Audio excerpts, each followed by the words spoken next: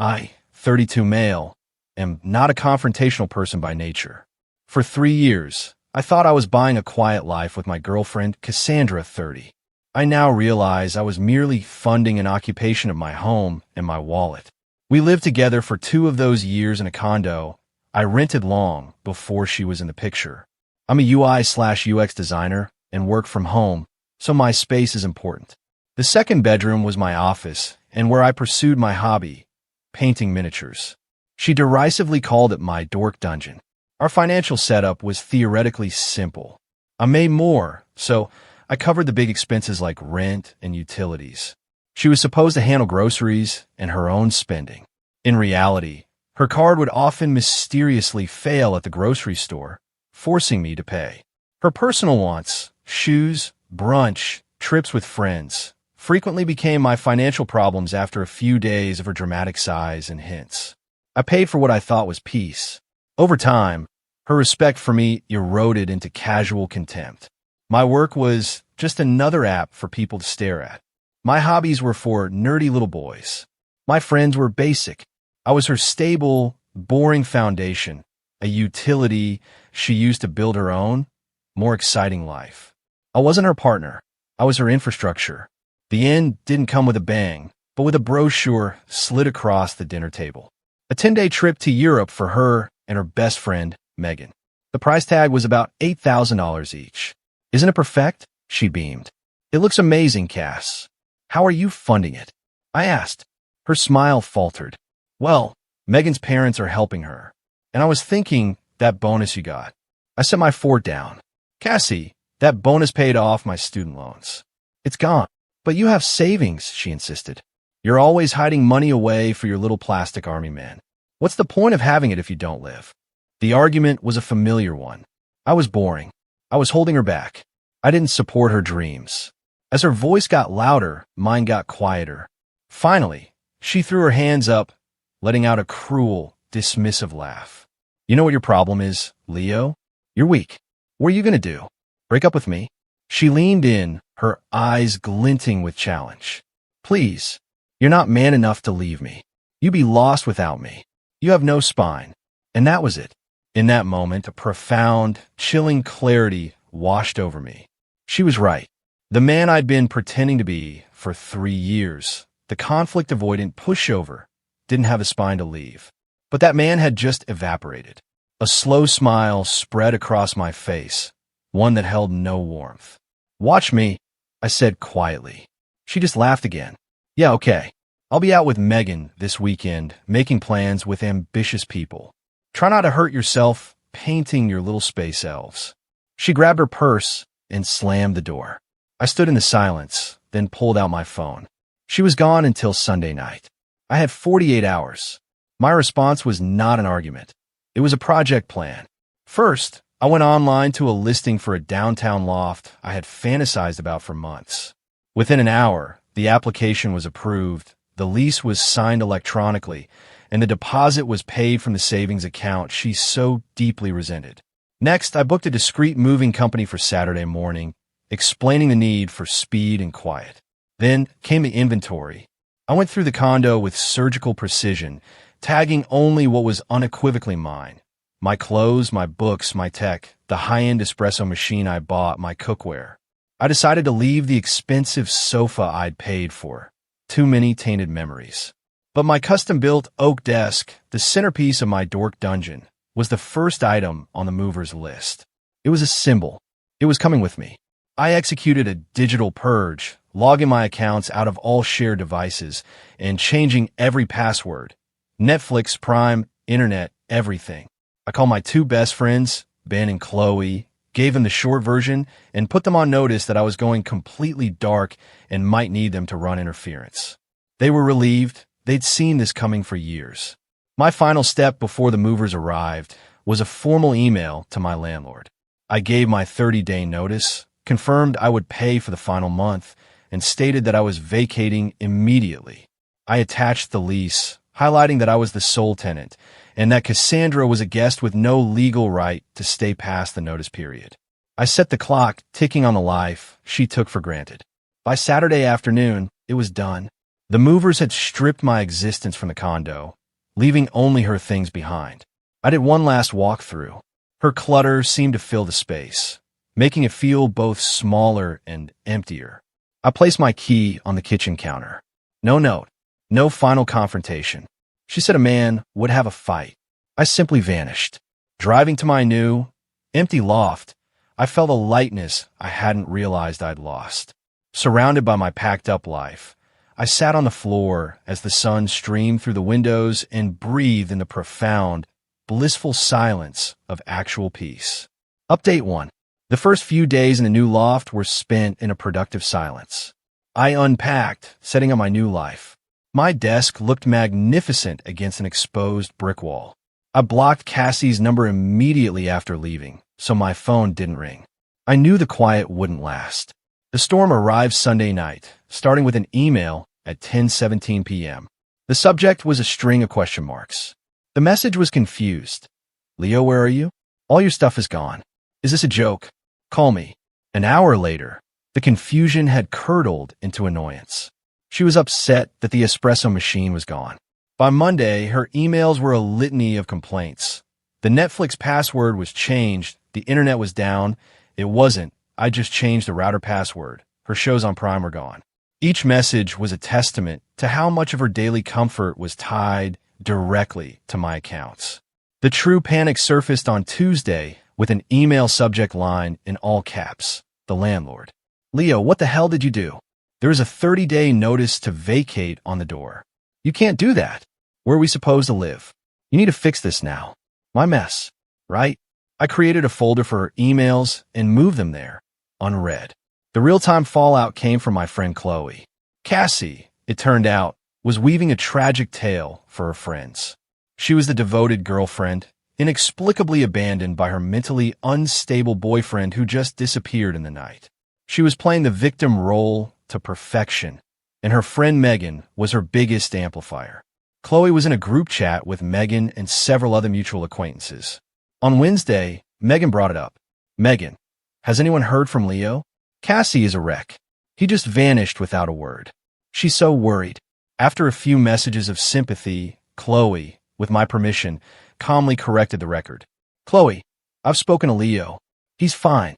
He ended his relationship with Cassie and moved out last weekend. Megan, what are you talking about? He didn't say anything to her. That's not ending a relationship. That's psychotic.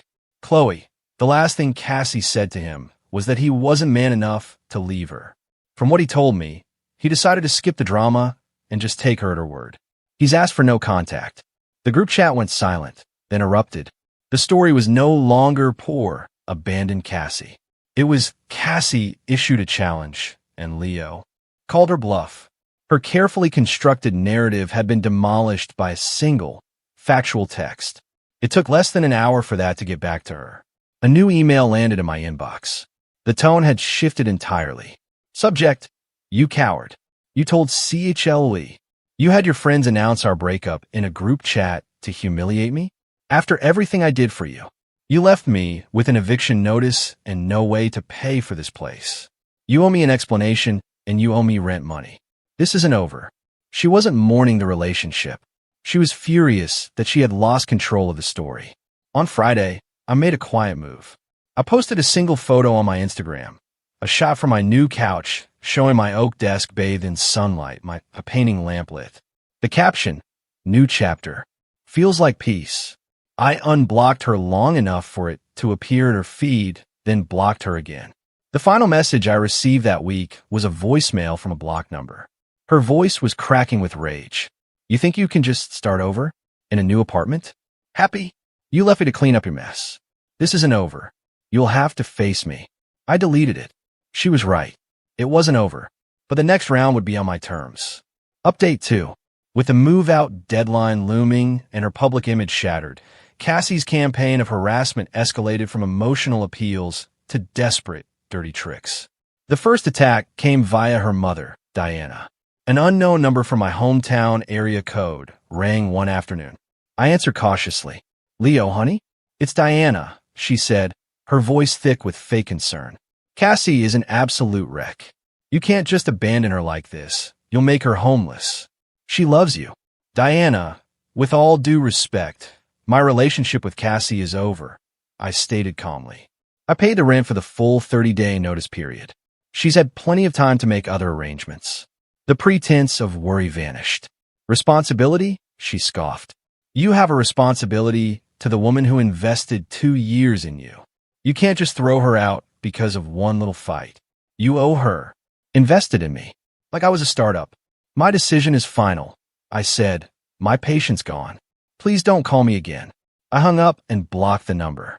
Her next move was a vague booking smear campaign on social media. She posted sad, black and white selfies with captions about betrayal and heartbreak, trying to reclaim the victim narrative. I refused to engage. My only response was to live my life. I posted a picture of myself out with Ben and Qley, all of us genuinely laughing. The contrast between her curated misery and my authentic happiness spoke for itself. The final, most calculated ploy came a week before she had to be out of the condo. A text arrived from an unknown number. It's Cassie. I'm packing and I can't find something. It's an antique music box my grandfather gave me before he passed away. It plays Claire de Lune. It's the only thing I have of his. I think it got packed in your boxes by mistake. I need to come over and look for it. Please, Leo. It's irreplaceable.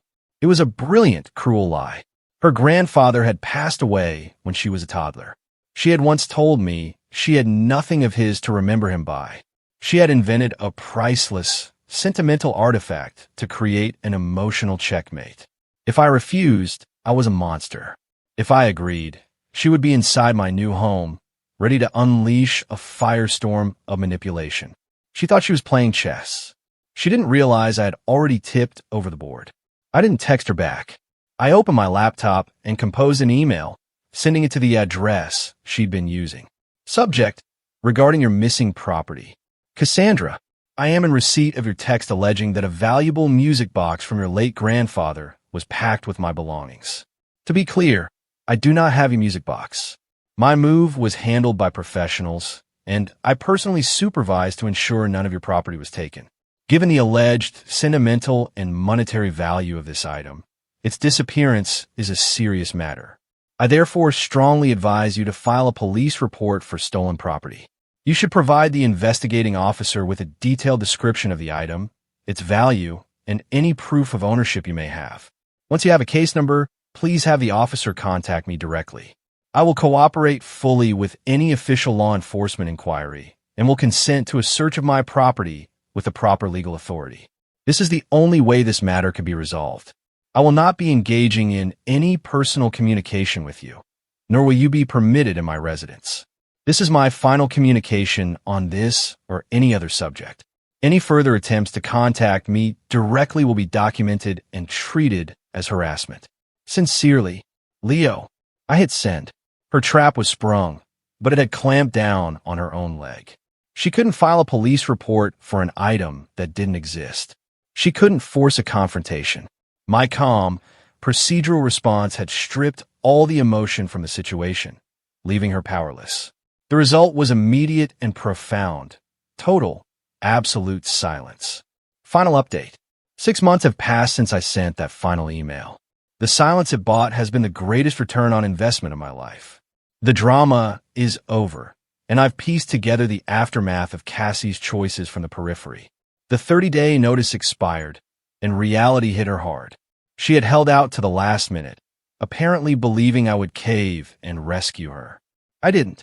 She was forced to sell most of her possessions, including the sofa I'd left, for a fraction of their worth to afford a storage unit. Her first stop was crashing with her friend Megan.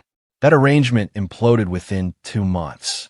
Cassie treated Megan's home like a hotel and Megan like a therapist, paying for nothing and contributing only constant complaints about how I had ruined her life. The same entitlement that drove me away quickly eroded her oldest friendship. Megan eventually kicked her out. After burning that bridge, Cassie was out of options. She had to pack her remaining things and move back to her hometown, back in her childhood bedroom in her parents' house. The last I heard, she was working a part-time retail job she hates, and her social media has become a bitter monument to her victimhood, filled with posts about fake friends and a cruel world. There has been no self-reflection. In her story, she remains the blameless heroine whose life was destroyed by me. The consequence she never anticipated was the loss of her image. The story of her taunt, "You're not man enough to leave me," and my silent departure became a well-known anecdote in our old social circle. She was no longer the glamorous, untouchable woman. She was a cautionary tale about taking people for granted. As for me, life is better than I could have imagined. My loft is a sanctuary that is entirely mine. My hobby flourishes in a space free of judgment. I even won an award in a local painting competition. I've reconnected with old friends and am dating someone new, a woman who finds my passions interesting, not pathetic. My revenge was never loud or explosive. It was quiet and methodical. It was the silence of my exit, the calm logic of my final email, and the undeniable success of the life I built after leaving. She challenged me to leave because she saw my kindness as weakness, my stability as a leash. She genuinely believed I was too dependent and spineless to function without her. The greatest satisfaction is knowing I didn't just leave. I proved her entire perception of me wrong. I surgically removed myself from her life and left her in a vacuum that collapsed under the weight of her own character. She didn't just lose a boyfriend. She lost the comfortable, subsidized lifestyle she had mistaken for her own. Every evening, when I sit at my oak desk in my peaceful home, I feel a sense of profound rightness. I finally got my spine back.